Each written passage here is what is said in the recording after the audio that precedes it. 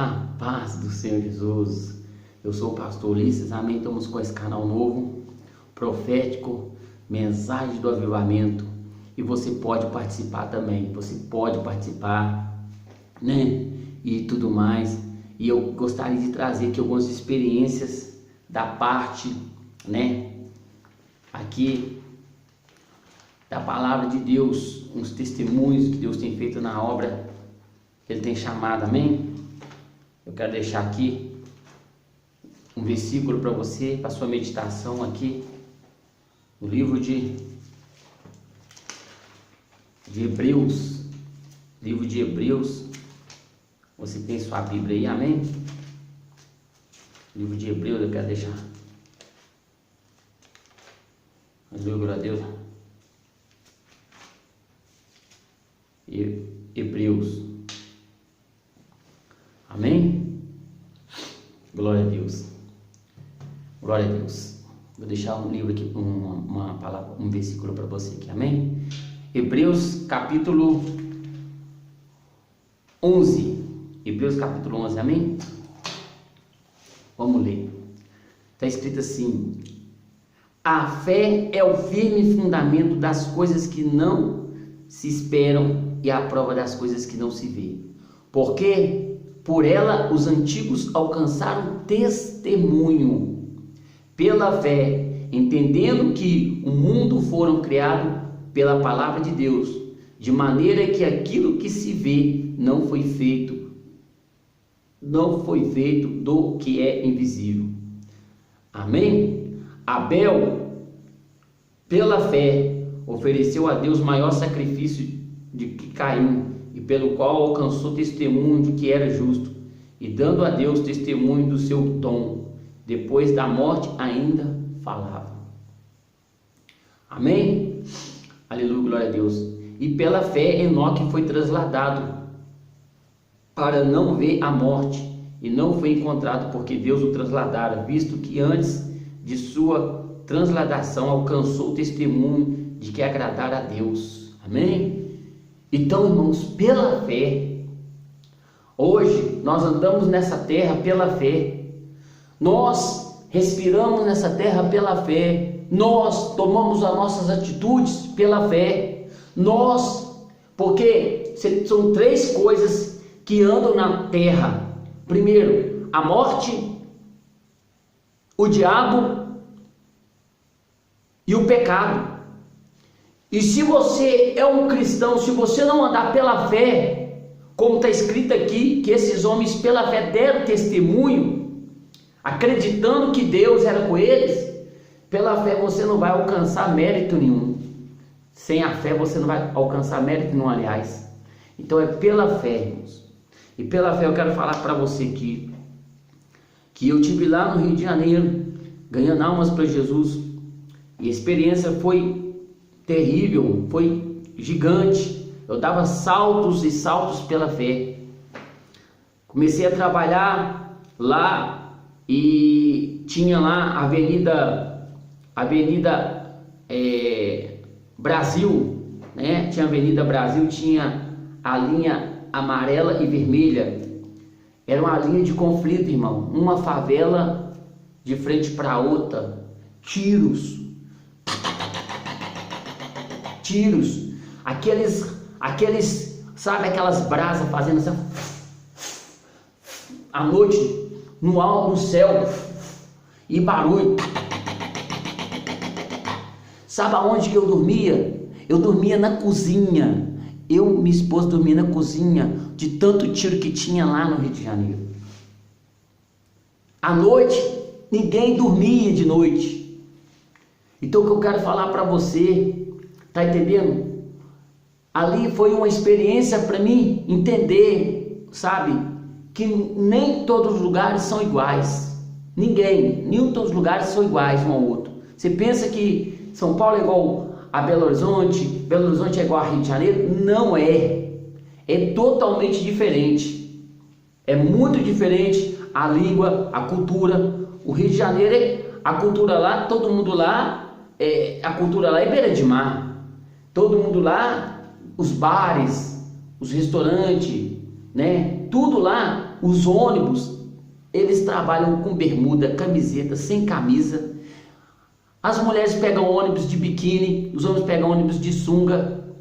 Então é uma coisa assim muito fora da cultura de Minas Gerais, de Belo Horizonte.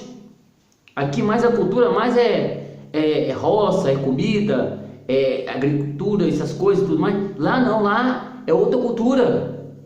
Lá você vê navio, eu vi navios gigantes lá, né, no porto, né, lá no Rio, eu vi navios gigantes, né, como se fosse prédio. Eu passei pela ponte de Niterói, eu vi navios da Marinha, eu vi, né, assim, muitas coisas lá, entendeu? Que eu fiquei assim, né, admirado.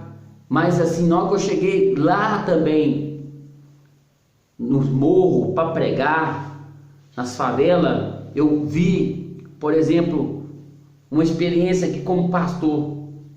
Eu e esse pastor amigo meu, ele, um homem de muita chamada forte, violenta, ele é um homem de muita chamada.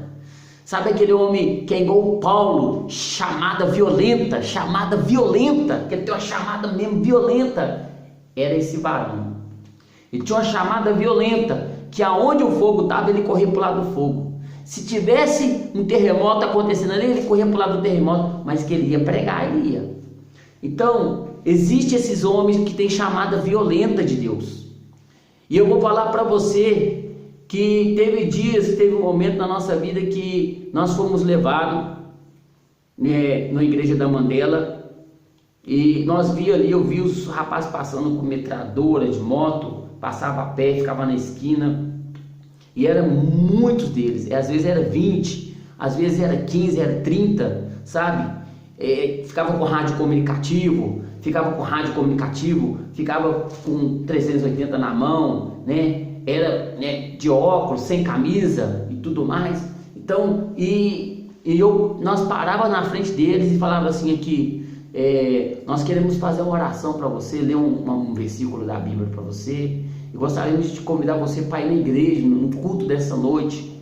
Você gostaria de participar do culto? E eles, pastor, a nossa vida é vida louca, a nossa vida é vida louca, é matar, é morrer e tudo mais. Mas aqui, faz uma oração para nós aí, abençoa nós com a oração aí. Aí nós chegava, aquele monte de pastor com um profetinho, com a Bíblia na mão, com um paletó, com gravata, eu também no meio. Aí nós chegava e tal, e ali fazia aquela roda ali, punha eles no meio. Aí nós começávamos a orar e eles com o fuzil assim no peito, assim, com a metralhadora e tal, e com a 380 do lado, e nós começávamos a orar: Senhor meu Deus e meu Pai, ó Deus de misericórdia, Senhor, resgata essa alma da mão do diabo, tira, meu Pai, ó meu Deus, eu sei que esse jovem está aqui, meu Pai, mas no fundo do coração dele, meu Deus, ele quer sair dessa vida, ele quer sair, meu Pai, Senhor, abandonar, meu Pai amado, Senhor, essa vida. E ali, quando nós começávamos a orar, aquele homem que estava ali na nossa frente, ele começava a chorar, ele começava a derramar lágrimas, e não era só ele não, era todos os outros que estavam do lado dele. Teve um momento que nós tinha a favela da primeira Mandela, segunda Mandela, terceira Mandela, e nós fomos entrando, e nós deparamos com um grupo enorme de traficantes, muitos deles, mais de 20, tudo armado, com metralhadora, com fuzil, com arma, sem camisa, uns com capuz amarrado na cara, com blusa preta amarrada na cara. E nós chegávamos assim, e na hora, se você não for crente, se você não for evangélico, na hora você pensa: eu vou voltar para trás, eu vou voltar para trás, sério. E teve um momento desse, que na hora, nós somos espirituais, mas nós somos de carne.